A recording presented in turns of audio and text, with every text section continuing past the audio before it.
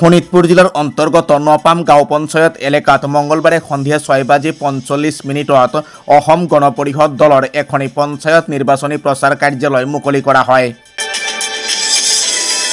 উক্ত পঞ্চায়ত নিৰ্বাচনী প্ৰচাৰ কাৰ্যালয়ৰ আজি মুকলি কৰে তেজপুৰ সমষ্টিৰ বিধায়ক পৃথ্বীৰাজ ৰাভাই।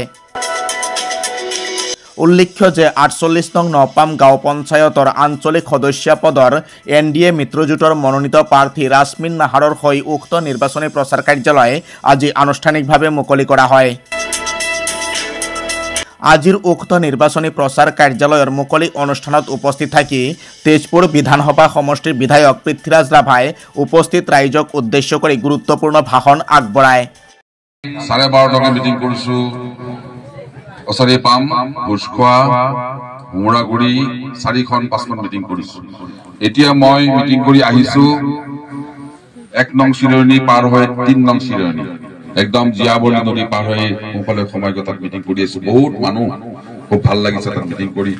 আৰু মই বসন্তই মোক ফোন কৰি আছে কিয় অহা নাই মানুহ ৰখি আছে। কিন্তু মই ইমান দূৰত আছো, ৰাস্তা ইমান বেয়া, আহি নাপাওঁহে নাপাওঁ। আকৌ কৈছে মোক জাগাটো ঠিক কৰি দিয়া নাই, কোনখিনিতে যে ভালুক জাননী জুলনি বুলি কৈ আছে, দলংখন পাৰ হৈ আকৌ সোঁফালে সোমাই দিলো, সোমাই খোলা এনেকে ঘূৰি এক পাক ঘূৰি আকৌ ইয়াত আহিছে। ই নহওক আহি পালো, ভাল লাগিলে। আমাৰ পঞ্চায়ত নিৰ্বাচন সমাগম, পঞ্চায়ত নিৰ্বাচন আহিল 2 তাৰিখে আমাৰ নিৰ্বাচন হ'ব। গোটেই অসমৰ লগতে তেজপুৰ বিধানসভা সমষ্টিতো এই নিৰ্বাচন আহিল। ইতিমধ্যে অসম গণ পৰিষদে 4টা জেডপিচিৰ ভিতৰত 2টা জেডপিচি আমি পাইছো। এটা জেডপিচি হলেশ্বৰ আৰু এটা জেডপিচি হৈছে ভুমৰাগুৰি। হলেশ্বৰ জেডপিচি 3টা গাঁও পঞ্চায়ত আছে, বিন্দুগুৰি গাঁও পঞ্চায়ত, হলেশ্বৰ গাঁও পঞ্চায়ত আৰু আমাৰ বালিপুগুৰি গাঁও পঞ্চায়ত। আৰু ভুমৰাগুৰি জেডপিচিত আমাৰ 4টা গাঁও পঞ্চায়ত আছে।